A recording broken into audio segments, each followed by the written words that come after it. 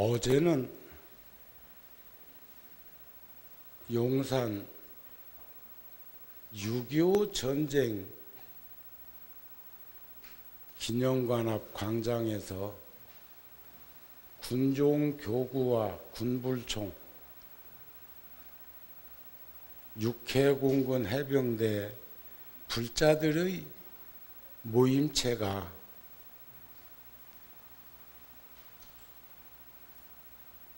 순국선열과 6.25 전볼 장병 근무 중 순직한 그런 장병들을 위해서 천도제를 봉행했고, 옷깃만 스쳐도 지중한 인연인데 그동안에는 인연이 이어져 있지 못해서 연락도 받은 바가 없었고 한 번도 참석하지 못했었는데, 1년 전에 제가 그 소임을 맡으면서 인연이 맺어지고, 그래서 어저께 구룡사, 열애사, 장안사 등 많은 불자들이 함께 할 수 있었습니다. 그리고 끝까지 1부, 2부, 3부 법표가 맞춰지는 그 시간까지 대다수가 함께 하고 있는 그 모습을 보면서도 고마운 생각이 들었습니다. 물론 오지도 않은 이도 있고 왔다가 먼저 간 이도 있는데 끝까지 있었다는 일이 아무나 할 수 있는 일 아니잖아요. 그래서 어저께 그곳에 동참했던 그 사부 대중에게 우리 모두 고마운 박수 한번 보냈으면 합니다.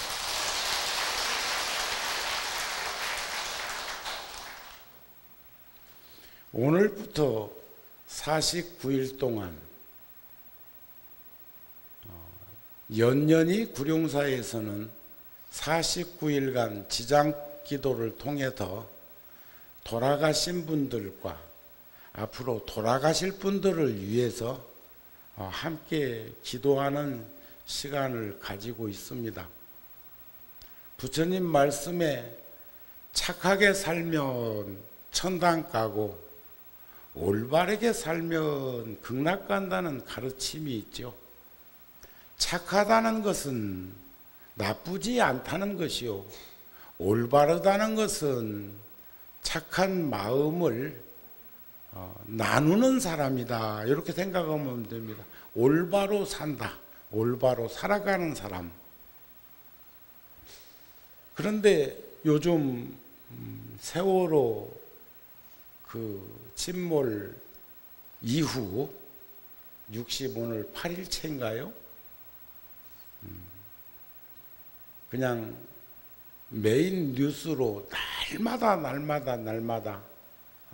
나오는데 한 3가지가 늘 장식하되, 그거 문 선생님 일, 또 하나는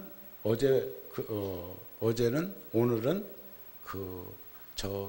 동부전선 전방에 철책선에 근무하는 병사가 제대도 3개월도 안 남았던데 어쩌다가 그렇게 분노심이 폭발했을까? 정령코 그건 어리석은 소치요, 과다한 욕심을 부린 것이 아닌가 하는 생각을 가집니다.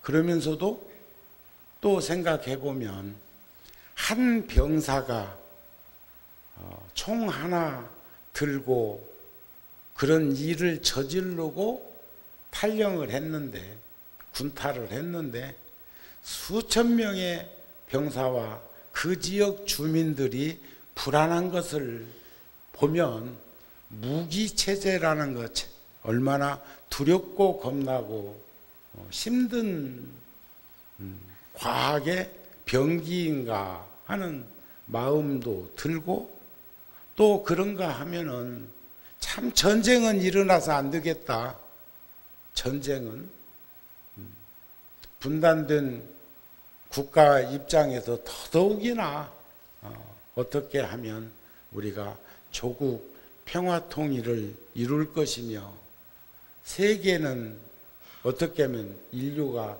평화로울 것이며 이런 우리가 마음을 새삼 또 들여다 보게 합니다. 여러분들도 어제 오후나 오늘 아침에 뉴스 보셨죠?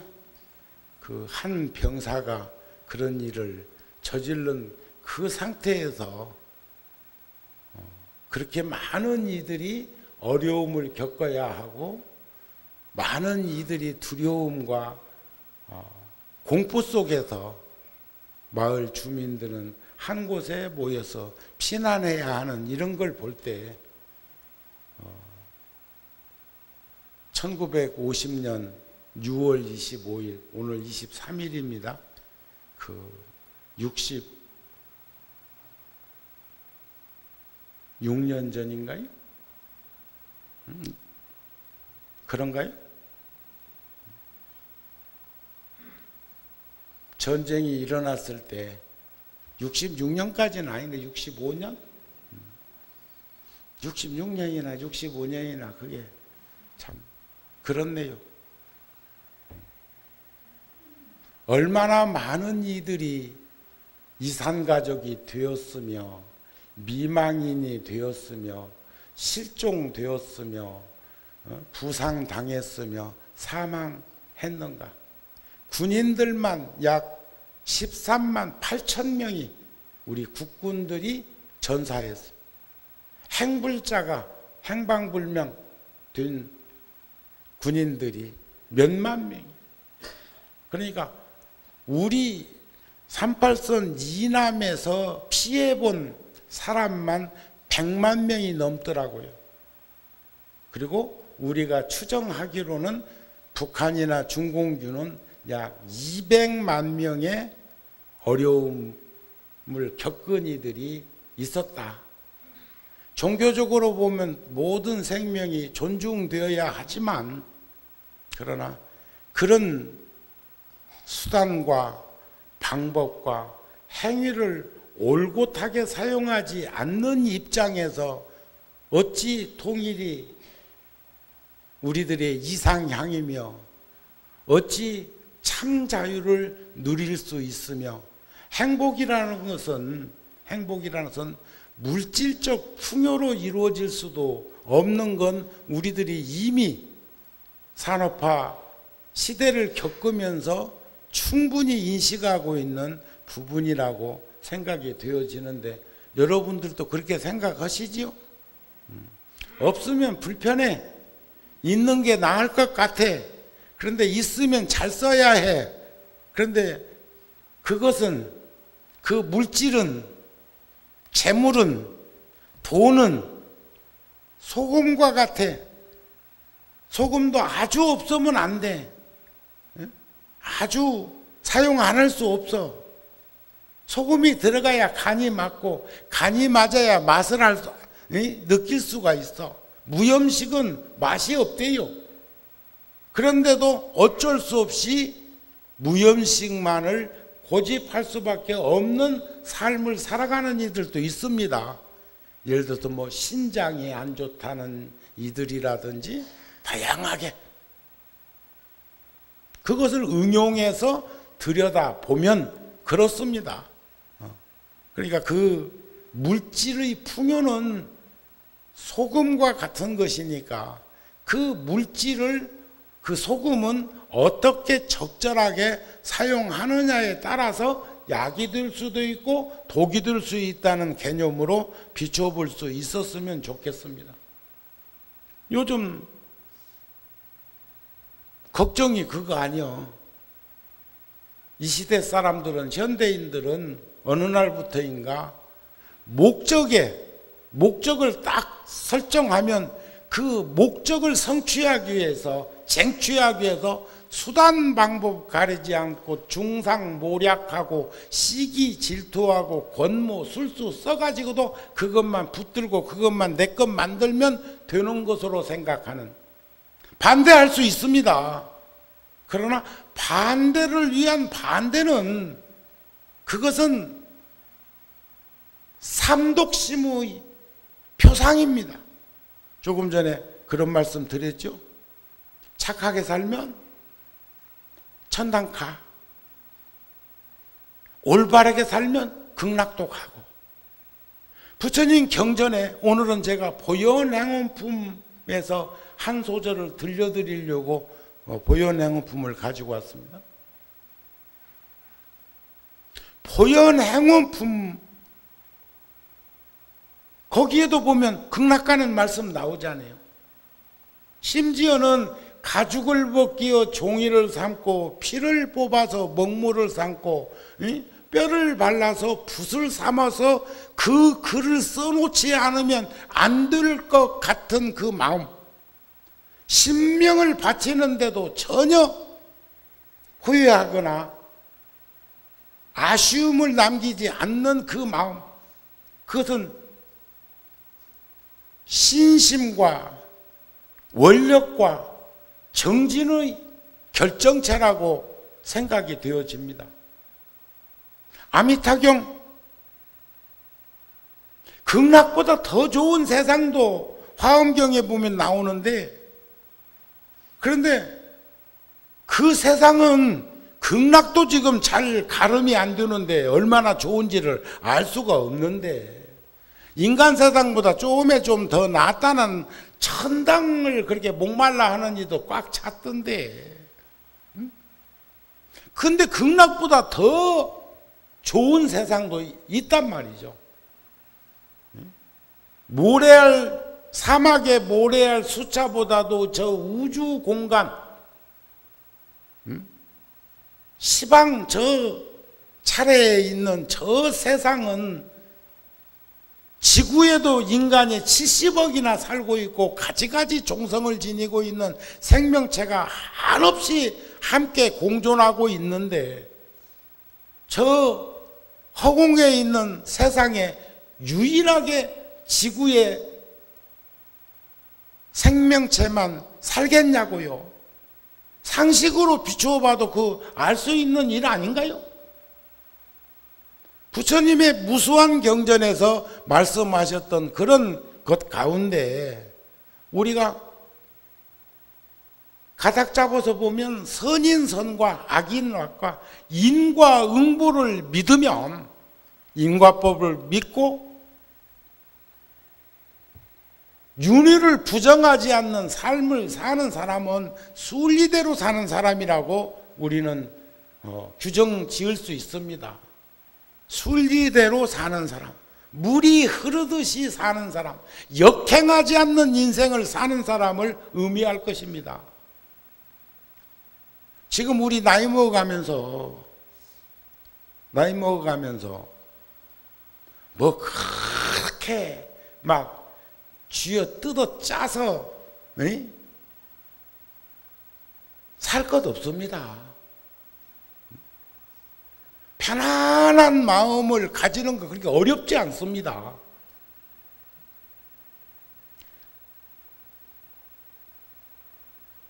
필요에 의해서 우리는 잠깐 활용하는 일들이 우리들 주변에 얼마나 많이 있습니까?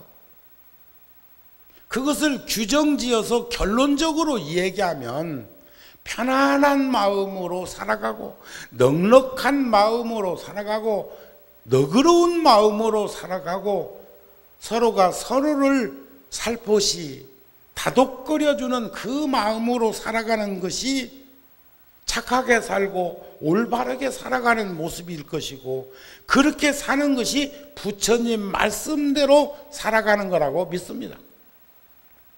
따로 부처님 말씀을 들추지 않더라도 수단과 방법과 행위를 올바르게 하면 여러분들의 이상향이라고 하는 니르바나나 극락세계나 저쪽 동네 사람들의 천당도 다 갈 수 있다고요.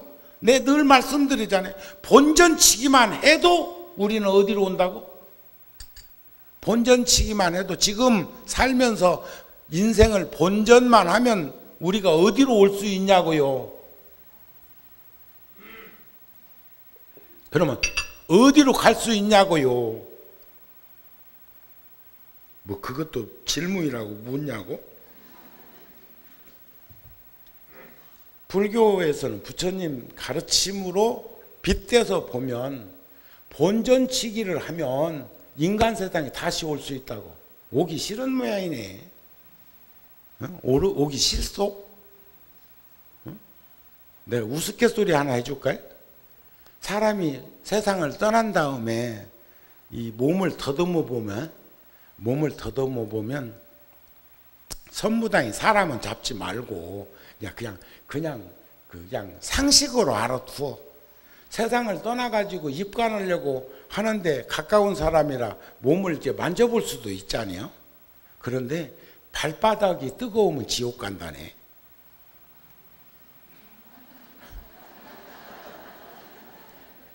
거기 가서 이제 고통과 괴로움을 겪어야 되니까 지금부터 이 몸뚱어리, 이 몸도 살아보니까 이 몸도 의사더라고.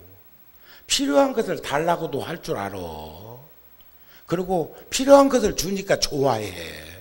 그래서 나는 이걸 역으로 역지사지 하듯이 역으로 몸뚱아리가 게을러지거나 이놈이 교만한 생각을 가지고 있다 생각되면 굶겨버려.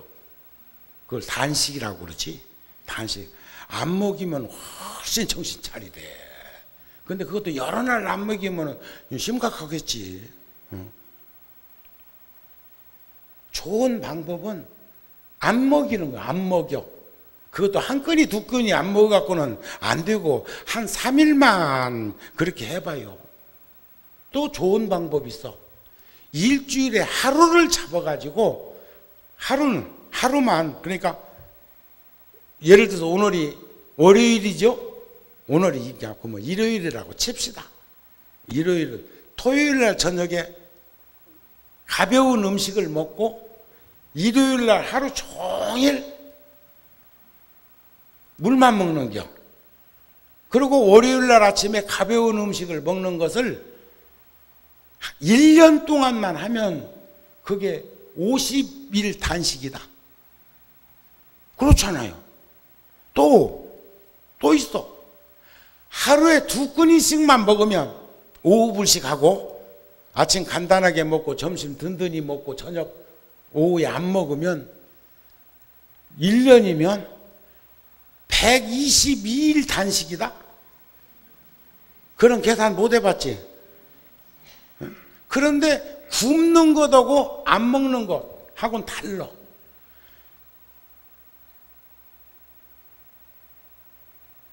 없어서 못 먹으면 뼈골이 상하고 있어도 훈련시키느라고 그렇게 하면 수행이요. 그건 절대로 뼈가 상하지 않는다는 거예요. 그 다음에 무릎이 끝까지 뜨거운 이가 있다네. 그니는 축생으로 간대. 축생.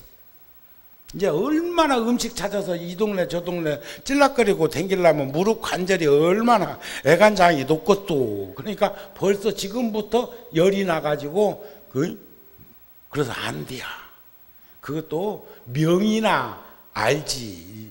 맥을 짚어서 어디 병든 것을 알 수 있는 정도의 명의 정도 되어야, 정우 스님 정도에 알지. 여러분들이 이제 그렇다고 해서 어느 집집마다 누구 돌아가셨다면 가고 점검한다고 검사한다고 가고 몸뚱아리 또 주물러 댔었고 저 어떤 종교처럼 안수한다고 막 주물러 가지고. 요즘은 보니까요, 제가 머리도 뻗어졌고 여기도 옛날보다 더 뻣뻣해졌어. 맞죠? 그래서 석회질이 몸만 석회질이 되는 것이 아니라, 그러니까 이빨도 석회질로 변화되니까 더 빨리 다는 거예요. 아이들 이빨은 달아도 큰다? 빠져도 나고? 그 희한하대. 잘 살피세요. 그러니까 몸만 굳는 것이 아니라 부분적으로 나는, 여러분들은 머리카락이 길어서 그냥 제껴져서 모를지 모르는데 우리는 이 뭐 며칠 만에 한 번씩 깎는 걸 이렇게 더듬어 보면 옛날보다 뻗어졌어. 부드러운 기가 가셨어. 아, 이게 나이 먹는 탓인갑다 하는 생각이 들더라고요. 그 다음에 세상 떠난 다음에 배를 쓰다듬으면, 배를 만져보면 또 끝까지 뜨신 이가 있다네. 그 이는 악귀, 지옥, 악귀, 축생. 이게 하반신 밑에서 뜨신 기운이 안 가시면 지옥, 악귀, 축생으로 갈 소지가 있대요. 그래서 그런 이들은 가족들이 더 기도해 줬으면 좋겠고, 꼭 49제 지내드렸으면 좋겠고, 요즘은 보니까 49제 탈상들 탈상하던데 부처님 가르침으로 보면 100일 탈상이 맞습니다. 그래서 애기들도 태어나면 100일 해주잖아요.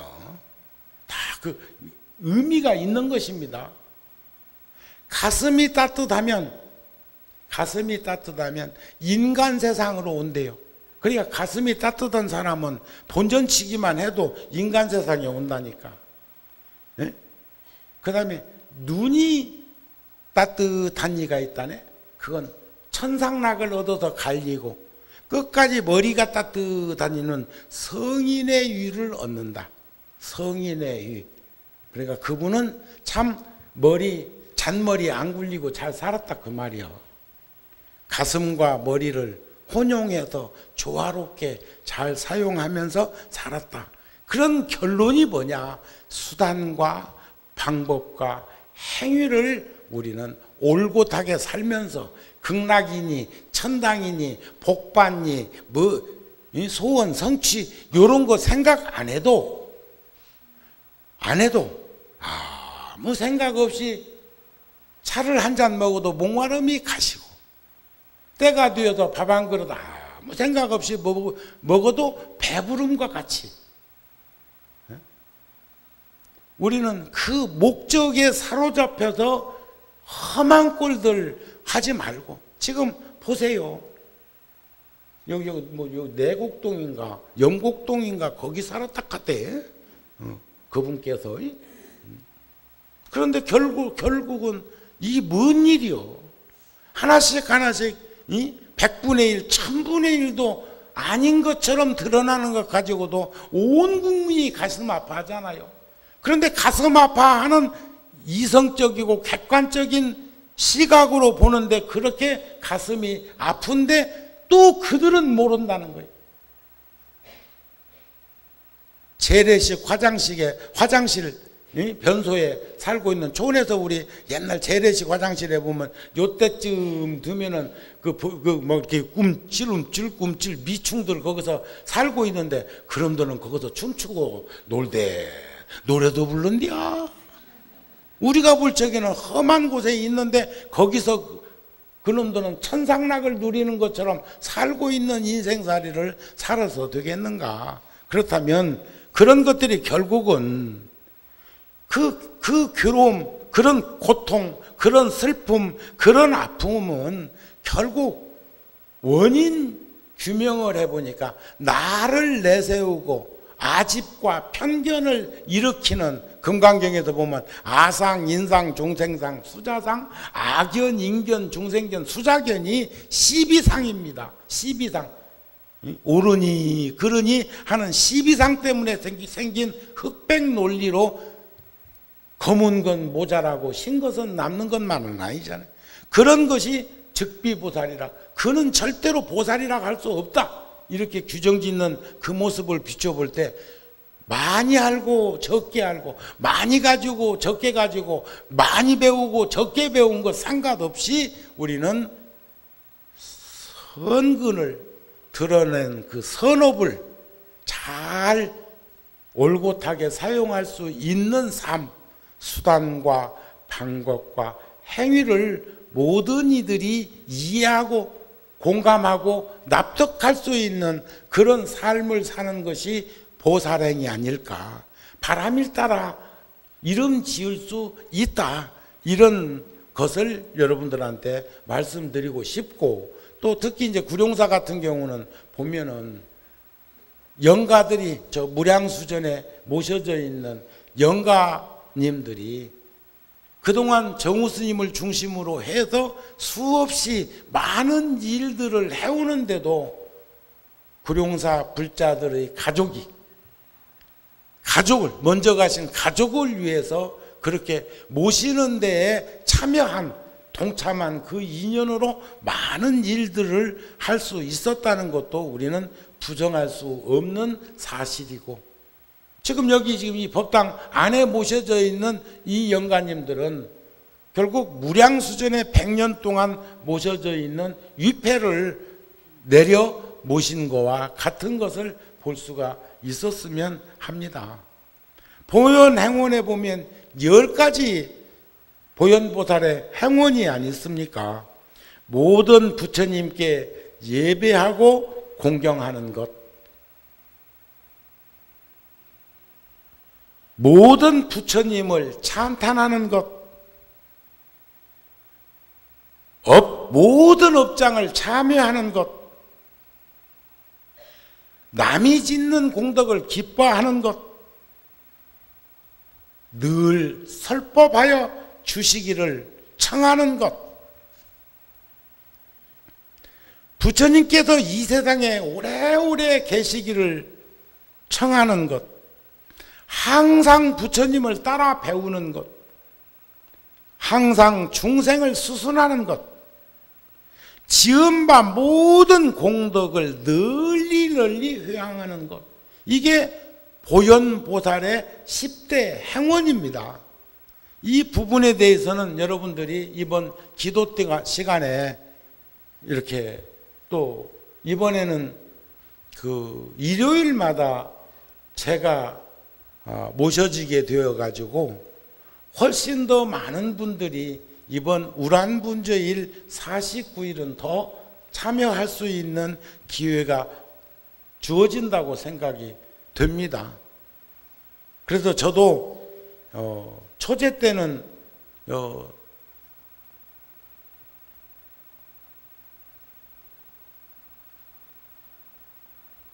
30일, 29일, 그러니까 29일 하고 그 다음에 또 6일 하고 이렇게 뭐 13일, 20일, 27일 이렇게 이루어지는데, 그때 가족들이 더 많이 이렇게 동참을 해 주시고, 저도 그 7제일 중에 한 번은 제가 대중들에게, 그리고 영단에 공양을 올리고 그리고 함께 공양을 할 수 있도록 준비를 한번 하려고 그럽니다.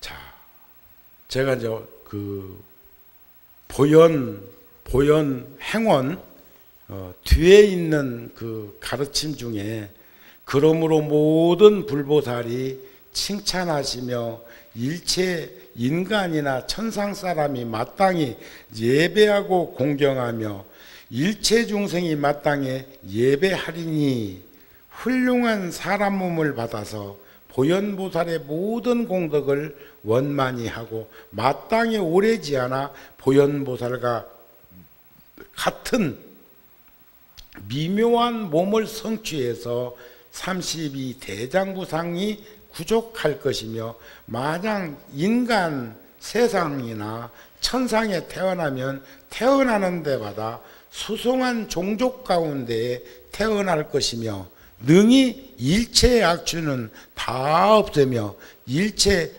악한 벗은 다 멀리하고 일체 의도는 다 조복받고 일체 번뇌에서 해탈하는 것이 마치 사자가 뭇 짐승들을 굴복시키는 것과 같다.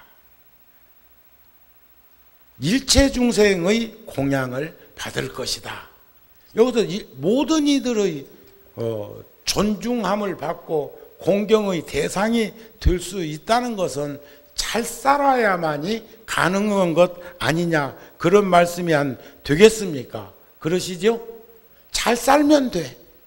그것이 잘 사는 그 모습이 부처님 말씀대로 사는 것이고, 부처님 말씀이 아니면 생각하지 않고, 부처님 말씀이 아니면 말하지 않고, 부처님 말씀이 아니면 행동하지 않는 수단과 방법과 행위라는 것이 결국 보살의 바람일타고, 그런 사람의 삶 속에서 이루어지는 모든 것들은 다 이루어지게 되어 있다, 이런 말씀입니다.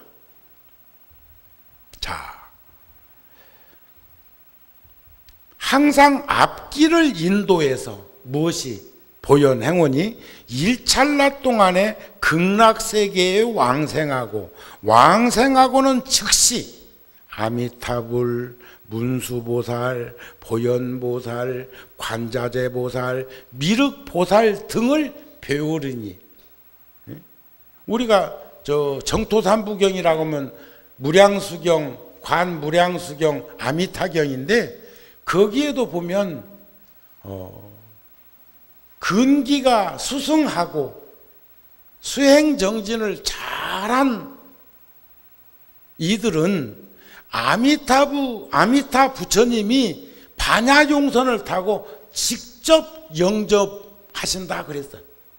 직접 나오셔도. 이번에도 대통령이 중앙아시아 쪽에 가셨는데, 본래 국빈으로 가긴 갔지만 의전상 외무부 장관이나 이런 이들이 와가지고 공항에서 영접을 하는데, 한 나라에서, 몇 개국 중에서 한 나라는 직접 왕이 공항에 나왔잖아요. 옛날에는 그랬대요. 옛날에는 옛날에 대통령들은 서로 방문을 하면 그 나라 대통령이 공항까지 같이 와서 영접을 하고 그랬는데, 요즘은 의전이 이렇게 좀 변한 것이 있었던 모양이죠.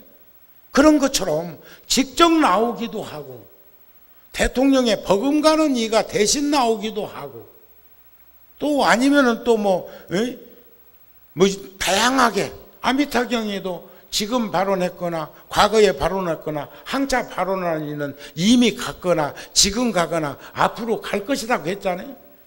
그런데 이 보현행원에도 그런 말씀이 있는 줄을 불자들이 잘 모르는 것 같아. 그러니까 그러면 또 보현행원이나 아미타경이나 무량수경이나 관무량수경만 나오는 게 아니야.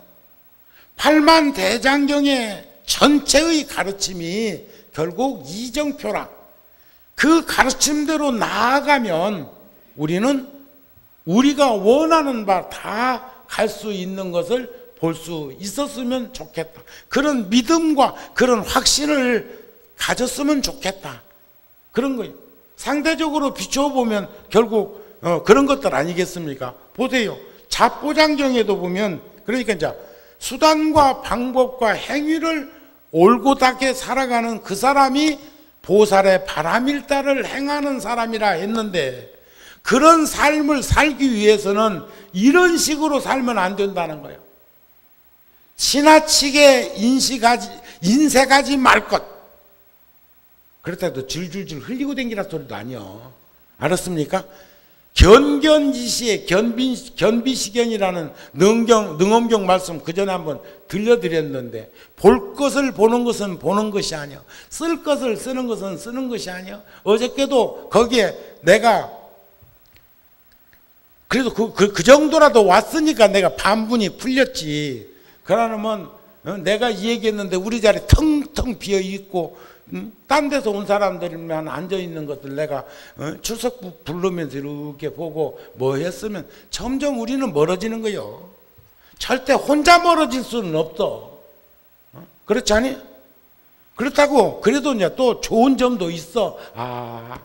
오라고 했는데도 이것밖에 안 온 것 보니까 내가 막 교주는 아닌갑다 싶어서 나를 따르는 무리들이 당신 없으면 나 못 살아 하면은 씻어볼 건데, 그렇지 않아요. 스님 없으면 안 돼 하고는 그냥 그림자처럼 졸졸졸졸 따라다니는 일을 뭐라 그러더라. 뭐라고 하대? 세간에서는 그런 일들이 있는 것 같던데. 옛날에는 자기가 마음에 들면 10번 20번 찾아가가지고 자기 표현을 해가지고 결혼하는 일도 있는데 요즘은 다 고발해버린다더만. 그 스토커라고. 요즘 세상이 많이 달라졌어. 변했어. 그런데 그래도 그나마 어저께 많이 오셨어. 많이 갔지요? 많이 갔지요? 그런데도 여기는 그냥 기도만 하고 법회는 않기로 했었는데도 보니까 어저께 시주금 많이 들어왔던데. 그러면 또 왔다 소리요. 내가 물어보진 않았어. 불안해가지고. 왜냐하면 그래도 법당이 꽉 찼다고 하는 것을 내가 좋은 생각으로 받아들여야 되나요? 왜 명절에 시골들 다 내려간 걸로 알고 있는데 명절에 보면 늘상 법당이 꽉 차는 걸 보면 와, 구룡산은 불자도 많은갑다. 그렇게 많은 이들이 시골을 갔는데도 오늘 법당에 이렇게 많네 생각을 할 수도 있고, 나 갈 데도 없는갑다 명절에. 이산가족인가?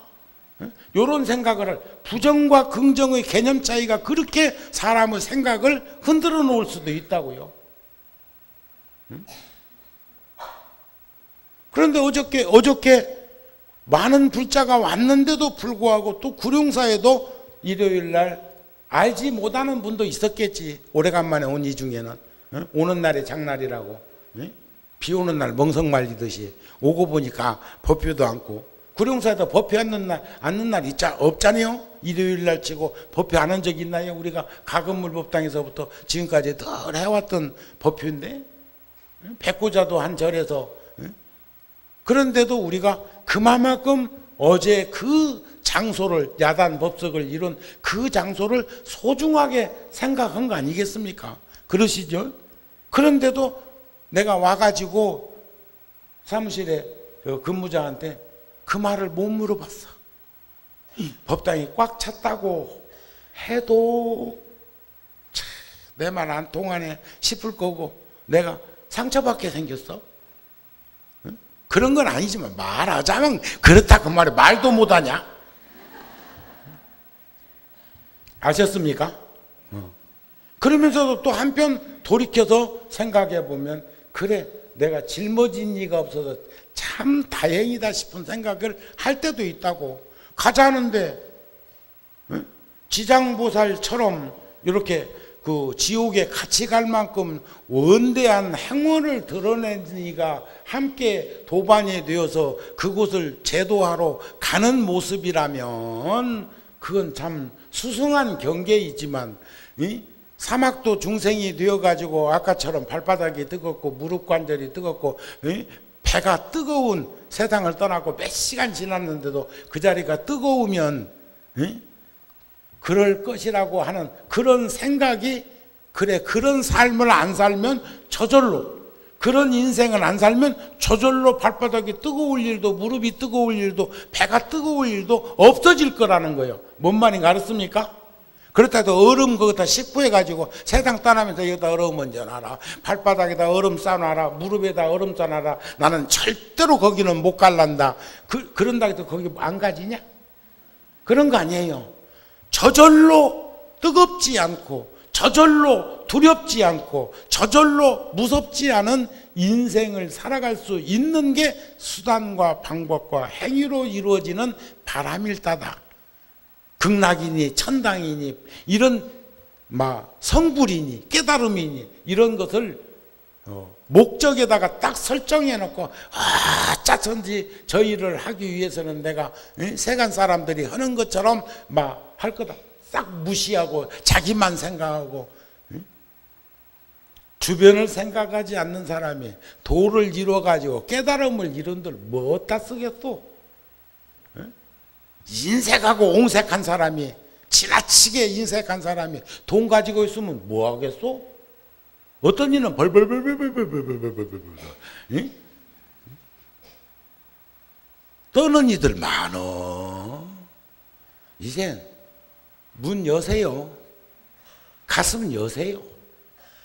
아셨습니까? 썩내거나 질투하지 말라. 이기심을 채우고자 정의를 등지지 말고 원망을 원망으로 갚지 말라. 위험에 직면해도 두려워 말고 이익을 위해서 남을 모함하지 말라. 객기 부려 만용하지 말고 허약하여 비겁하지 말며 지혜롭게 중도의 길을 가라. 이게 지혜로운 이의 모습이고 지혜로운 이의 삶이라는 거예요. 싸나우면 남들이 꺼려, 나약하면 남이 업신여겨. 그래서 이 두 가지를 다 버린 삶, 그것은 올곧하게 수단과 방법과 행위를 목적보다, 결정보다 더 소중하게 생각하는 그런 삶을 사는 것이 지혜로운 이의 삶이 아니겠느냐, 그런 말씀이 됩니다. 이 모든 보살들은 단정하고 부족한 공덕으로 장엄해, 그때 그 사람 스스로가 연화대에서 태어남을 보게 되고 부처님의 수기를 받고 무수백천만억 나유타 시간을 지내도록 널리 세계에 다니면서 지혜의 심으로 중생들의 마음에 따라 이익되게 하며 머지않아 마땅히 보리도량에 앉아서 마군을 항복받고 무상정등 정각을 성취하며 미묘한 법문을 설해서 능히 불찰 극 미진수 세계에 가지가지 종성을 지닌 모든 중생으로 하여금 보리심을 일으키게 하고 그 사람의 근기 성질에 따라서 교화해서 성숙시키고 내지 한량이 없는 미래자가 다하도록 널리 중생들을 이롭게 하고자 할 것이다, 이런 말씀입니다. 그러니까 그 10대 행원이라는 거 참 평범한 가르침이기도 합니다. 하지만 그런 가르침이 평범한 것 같지만 그것을 좀 더 심도 있게 들여다보면 누구든지 할 수 있는 일이지만 왜 이 시대에 와갖고 많은 사람들은 그렇게 살지 못하고 수단과 방법과 행위를 다 총동원해가지고 별짓을 다 할까? 저번 시간에 한번 말씀드렸죠? 배가 고플 때 과거 나이 먹으면 자꾸 더 과거를 떠올리게 되지만 백천만억 음식을 다 읊조리기보다는 현실적으로 지금 우리가 옛날 그 생각만 할 게 아니라 지금의 현실 속에서 음식을 섭취할 수 있는 내가 되었으면 좋겠다. 또 절박한 상황 속에서 배가 고프다고 해서 독이 들어있는 상한 음식을 먹는 것보다는 배가 고플지언정 굶으면서 기다리는 것이 지혜로운 삶이 되지 않겠느냐. 그래서 부처님 말씀이라는 게 결국은 욕심이 없는 사람에게는 마음의 고통과 괴로움은 존재하지 않습니다. 그런 게 어디 붙어 있을 자리가 없어. 진실로 모든 얽매임이나 속박으로부터 벗어날 수 있는 사람은 두려움, 무서움, 공포 이런 것들을 다 초월하게 된다. 잘 못 사니까 두렵고 겁나고 무서운 거요. 제가 늘 내가 그렇게 살고 싶어서 나한테 끊임없이 최면하는 게 있습니다. 열심히 살고 연없이 살다가 서로 오늘 밤 생을 마감하더라도 부끄럽지 않고 창피하지 않는 삶을 살았다면 나는 떠날 수 있는 인생이었으면 좋겠다는 거예요. 너무 가지고 있는 게 많아가지고 두렵고 겁나고 무섭고 가지고 있는 거 놓지 못해 가지고 노라니까 무슨 질질질 길거리다 뿌리고 댕기고 저기 무슨 광화문 빌딩에 올라가고 있는 재산 돈 바꿔다가 그런 가지고 그냥 무슨 호에 뿌리듯이 뿌리라는 거 아닙니다. 그런 말 아니에요. 아셨습니까? 근데 대답 안 하는 거 보니까 모르는가 봐. 이제 우리는 무거운 짐을 내려놓고 살자는 거야. 여기서 무거운 짐이란 무엇입니까? 업덩어리 아니겠어요? 과거에 제가 그런 말씀 드린 적이 있습니다. 모두는 결혼을 4번 했다고. 그래가지고 내가 떠날 때가 되니까 혼자 가기 아쉬워서 4명 부인이 있다면 우리는 지금 전부 장부 세간살이라고 생각하고 한번 생각해봐요. 보살님들도 여자라는 생각하지 말고 내가 남자로서 결혼을 4번 했다. 지금 다 그렇게 생각했습니다. 했지요? 그러면 4명 부인 중에 내가 마지막 여행은 누구하고 하고 싶을까?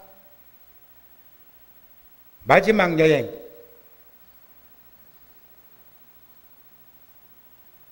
주관적으로 생각하는 거예요? 객관적으로 생각하는 거예요? 긍정적으로 생각하는 거예요? 부정적으로 생각하는 거예요? 참 요즘 대답 못하는 나이가 되었네. 누구하고 그러면 남의 일이라고 생각하고 그러면 남의 집 일이라고 생각하고 합시다.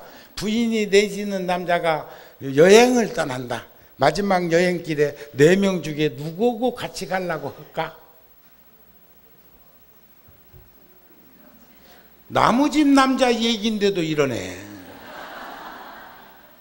그렇죠. 한 명만 데리고 간다니까. 그 말은 한 명 데리고 간다는 말이겠지. 첫 번째 데리고 간다고? 꿈깨. 아니요. 첫 번째 마음에 들고 행복했으면 2번째, 3번째, 4번째로 이어져 갔겠소. 네? 그렇잖아요. 지금 여러분들은 다 행복한 줄 알고 다복한 가정의 참주인공인 줄 알으라고. 너무 볶아먹지 말어. 네? 그래도 꼬박꼬박 집에 들어오자니요. 아셨습니까? 그런데 4번째 부인하고 갔다는 거예요. 4번째 부인하고. 알았어요?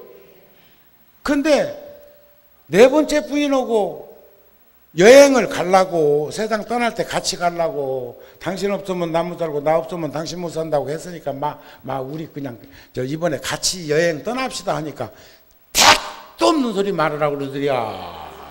그것도 남자들이 알아요.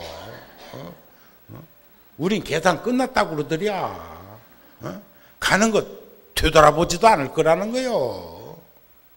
그러니까 이제 할 수 없이 그래도 이제 얼마 전에 헤어진 3번째에 가가지고 또 똑같은 얘기를 했다네. 그러니까 가는 거 전송은 해드리지만 그래도 내 인생이 있는데 같이 갈 수는 없지 않습니까? 또 이러더라네. 그러면 조금 낫더리야. 그래가지고 또 조금 덜 살은 2번째한테 가가지고 얘기를 하니까 자지러지더라네. 금방 따라갈 듯이. 그러더니 안 따라오더랴. 그래갖고 이제 첫 번째한테 갔어. 평생 동안 몇 번 돌아보지도 않고 생각도 않고 네 팔 갖고 네 살고 내 팔 갖고 내 살자고 했던 그 예편네한테 가가지고 똑같이 혼자 가기는 이제 죽기보다 싫으니까 이 얘기를 했더니 본부인이 그러더래요. 좋아도 내난군요, 싫어도 내난군요. 우리가 부부의 연을 맺은 것은 천생연분이라 맺어진 것인데 살면서 조금 힘들고 어려운 일이 있었다고 해서 당신을 내몰라 할 수 있어 그러더라네.